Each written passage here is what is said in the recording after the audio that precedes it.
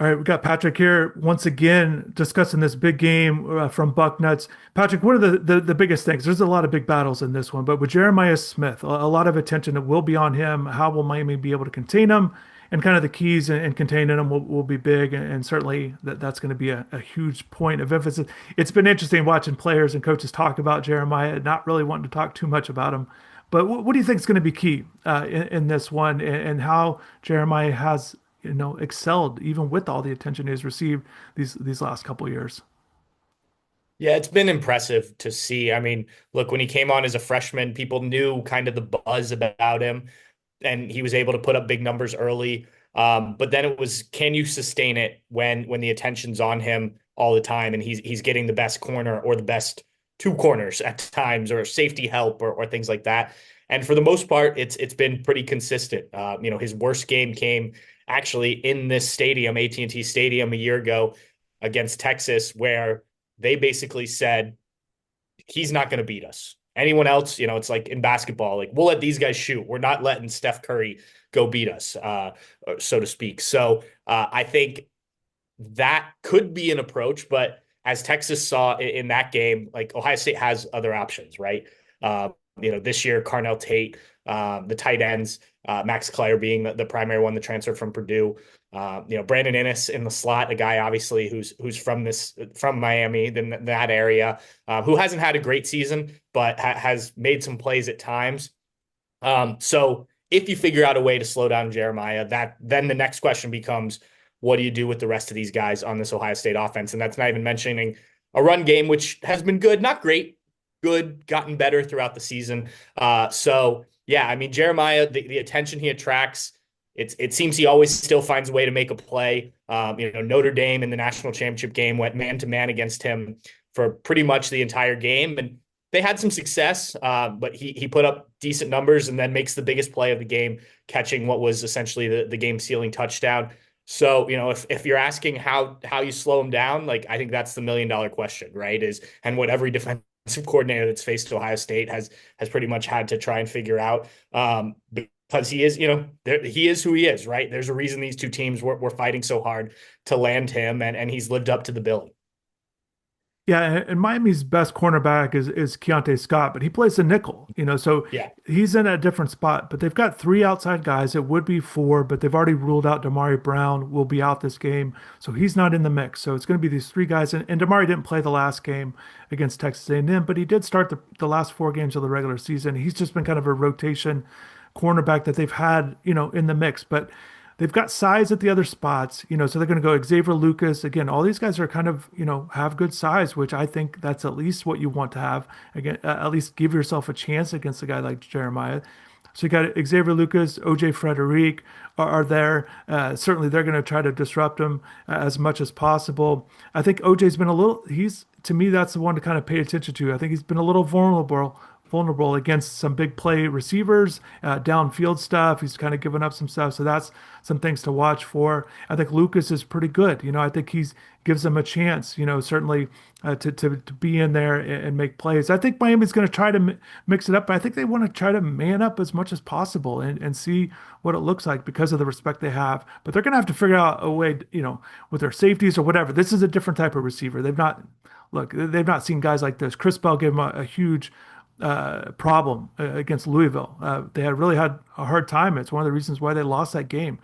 Chris came in, everybody knows who he is, and they couldn't slow him down at all. Had a really hard time in that one.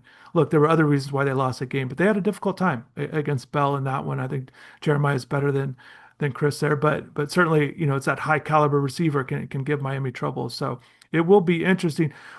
How do you feel about, Jeremiah's dealt with some health stuff a little bit. Just how do you think he is kind of heading into this one? And really too, Patrick, how do you think he's essentially played through some of this? Yeah, he has said he is, as close to 100% as he's going to be at this point in the year. It was a quad strain that he picked up, kind of a couple weeks left in the season in practice. Just tried to play through it in the UCLA game, sat out the Rutgers game, which was the final home game.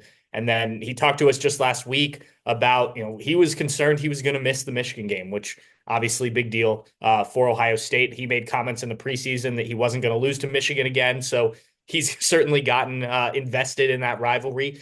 Yeah, but he played in that game, says he still wasn't 100%, looked pretty good to my eyes. And then the Big Ten championship game, like I thought he looked a little slow on some. There was a deep shot that he caught. It was like a 50 some yard pass, and he slows down and tries to like kind of reverse field. And I think if he's at close to 100%, he probably takes it for a touchdown. But tried to maneuver his way as opposed to just speeding his way to the end zone, ends up getting tackled.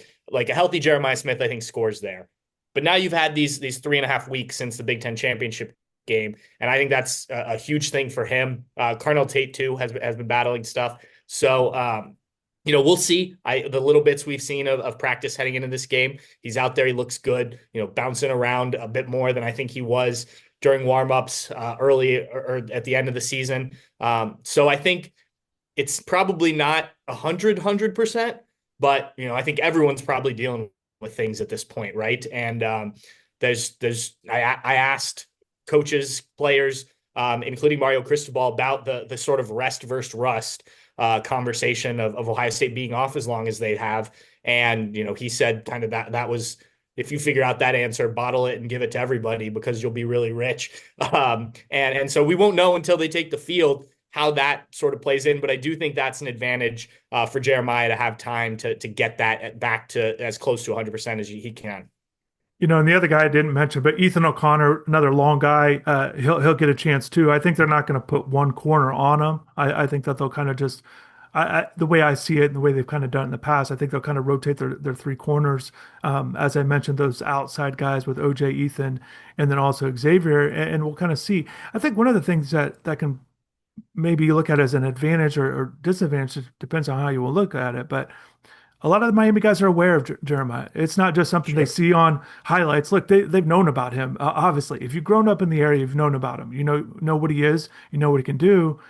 But I think that can also, again, it could be a disadvantage of like you really know what he can do. If they've seen it now at whatever level that might have been, and Jeremiah is better now than he was in high school. So that's certainly something you have to keep in mind too. But I think that's going to be interesting, and just to see on the other side how Jeremiah will react to, because he wants to play every game, he wants to shine. It's a big game, but Yeah. it's this team, it's against this team, and certainly he wants to play well in this one. I think that'll be interesting. But I think, you always, anytime, Pat, we're talking about big games, you always want to do well early, but it does feel like if they can have some sort of success, if they can kind of slow them, do something to kind of make things a little bit more difficult, I think that's going to be big. But certainly the safeties, I think, with Zachariah Poyser is going to be big, and then also too, obviously Jacoby Thomas, a physical safety that they've gotten a lot out of. I think he's going to be big in this one, whoever it is, and the big,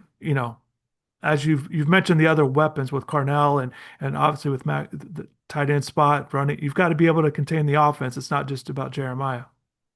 Yeah, and you're talking about the different corners playing him. I also wonder how much Ohio State moves him around. They've done that throughout the season, just depending on sort of the play and whatnot. But do you try and get certain matchups if you're the Buckeyes where you feel you have the biggest advantage with Jeremiah, or maybe even some of the other guys out there? I think seeing where he lines up on each play, who is maybe on him will be interesting to watch. And then you talk about wanting to get going early. I think one of the things with a receiver like that is like it only takes one play to have the game that you want, right? It's sort of the opposite of the cornerback where you have to forget it every play that doesn't go your way.